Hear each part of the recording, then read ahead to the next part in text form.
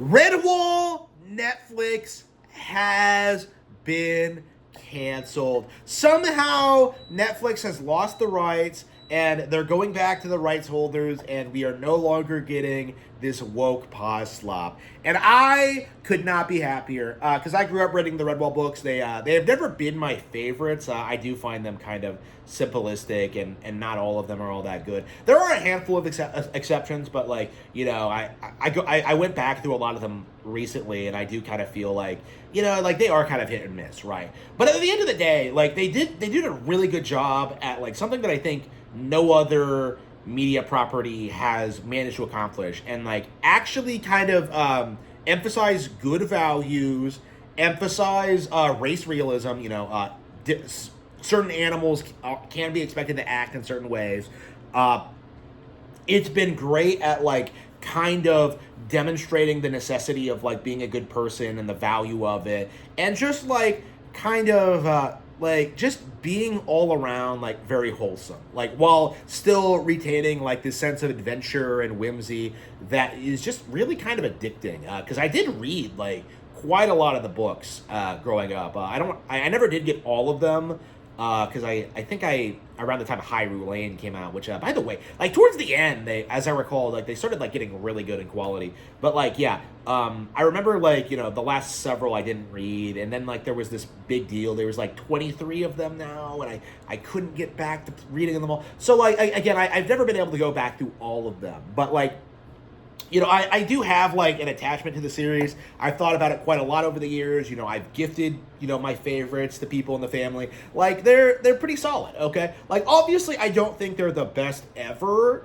Like again, I do feel like, like I don't think I think Lord of the Rings is probably objectively better. I think Narnia is better. I think Harry Potter's better. Like, I think there are lots of other, like, good alternatives. But I think, like, when it comes to, like, what Redwall does specifically, and this is why I have an issue, by the way, with, like, the kind of person who, like, tries to tell you that, like, you shouldn't read certain things because, like, other things are better. Like, Redwall does a way better job kind of emphasizing morality in general, like good versus evil storylines and something like Harry Potter, because like Harry Potter really struggles with like Rowling's kind of political views and like the way she tries to like slander everybody on like the opposing side as being like absolutely evil because like they're evil racists, like racism is bad and stuff like that. Like it feels a lot more like Redwall is rooted in like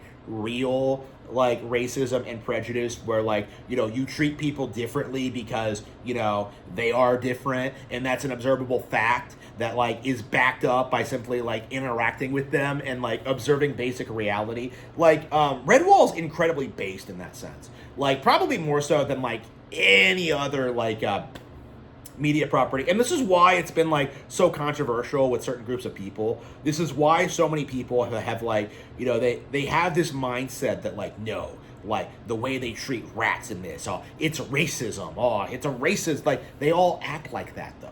Like again, it's such an interesting like case study where like you have certain liberal fans who will go to great lengths to justify this idea that like no, rats can be good people, like vermin are just, they only act that way because they're mistreated, and yet you're shown time and time again throughout the books that that's not true at all. Like if you actually read the books, you can see full stop that vermin are vermin. Like that's the reality of it. And it does such a great job like kind of emphasizing like to not allow yourself to be taken in by these people and to believe they're bullshit or whatever. Like yes, racism is a good thing. And this is the kind of thing that like I was concerned that like Netflix would undermine and destroy, because it goes so much against their message. Okay, the idea that everyone is equal and that we have to treat everyone the same and that racism is a bad concept, right? Like again, they fight so hard to like normalize this idea that like being racist is the worst thing you could possibly be, that like I had a very hard time like imagining that they would like faithfully adapt the source material, because they would probably have this like, I don't know, like they would probably try and like make the vermin more sympathetic, or like try to make their try to do that thing they do with like demons in like Invincible, where like, oh man, bro, like I am a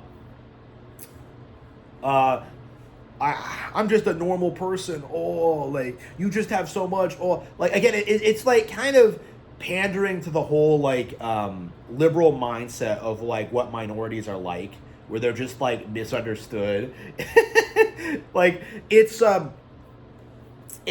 very interesting, kind of looking at like this situation and seeing how happy like the vast majority of like fans are, because there is no way this would have turned out well, like none. And I hope that someday we get like a proper adaptation of this. I might advocate it for it in the future. One of the things I wanted to do, I was thinking about this actually, is that like, it'd be cool to start my own film production company and then like start adapting like classic books like faithfully with like none of the Hollywood subversions. I don't know how realistic that would be, but that is something I would like to do. I'm curious like why this deal fell through and how it fell through, because like we keep seeing like Netflix just like acquiring all these IPs and franchises and butchering. Oh yeah, the Watership Down one. People do not talk enough about how bad the Watership Down adaptation is, because like they tried doing this thing where they made like one of the rabbits female, and it's just like, bro, like that completely ruins the plot. That doesn't make any sense.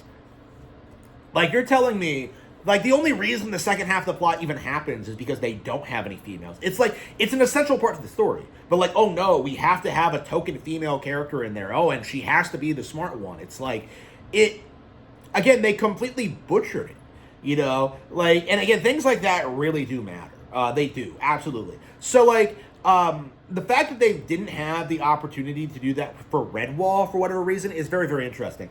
And, it might have been because of like, the publisher or like the estate. I don't know how this, who owns Redwall right now, because the author unfortunately died a long time ago, quite a while ago. I'm curious, like, what happened. It might be something as simple as the fact that like Netflix hates animation and just cuts like animation projects like incessantly. Like that might have been all there too. It might have not have been a politically motivated thing. But like that's the thing, is that they're so focused on like demonizing and ruining Narnia and Lord of the Rings, the premier conservative British fantasy stories, that they're kind of neglecting other avenues. Like, they don't really have control over Harry Potter anymore. That's more conservative coded. And they also don't have Redwall. Like, that's the interesting thing about it. Like, if you read the Redwall books, what you're going to get is, like, one of the most conservative coded things, like, ever. Okay? Like, again, this is the problem with, like, their mentality when it comes to, like, subverting and destroying, like, media, is that, like, it just leads people to discovering new things and having new experiences. Like, again, if they successfully ruin Lord of the Rings or Chronicles of Narnia, people would just go find other titles that were, like, influenced by it, okay? Or, like, things that, like, predated it or whatever, Like, it's not really possible for them to ruin everything. And they're trying very, very hard to make it possible. But, like, the Narnia adaptation is coming out, and they're, like, they're doing everything they can to ruin it. And it's just, like, do you think any actual fan is going to watch it or care? Like, again, today, I don't even think anybody watches the Disney the ones. Like, those ones ruined. Like, I think they had, like, Susan hook up with Caspian in one, and it's just, like, that didn't fucking happen. Again, like, nobody watches the Disney versions anymore. Like, nobody watches the old ones. Like, so what we're seeing is that, like, we're seeing the end result of, like, their subversion and destruction. Is that, like, nobody cares about their adaptation. Like, you think anybody is gonna give a shit about, like, Harry Potter HBO and Black Snape? Like, no. Like, not only was that video ratioed, like, we're kind of going into this series kind of clowning on the kids, clowning on, like, the diversity, clowning on, like, the series. Like, it's not going to replace the original films. And the original films weren't very good either. I've always maintained this. But, like, we're past the point, I think, where people will just blindly consume everything that's, like, thrown in front of them. And, like, people will, like, look at certain things, like, certain castings, and just be like, no. Like, that isn't going to happen. And they can't hide it the way they used to. Like, you know, Black Snape is a complete meme and really should be considered, like, as just a textbook example of what's going to happen. Like, nobody is going to watch your slop anymore.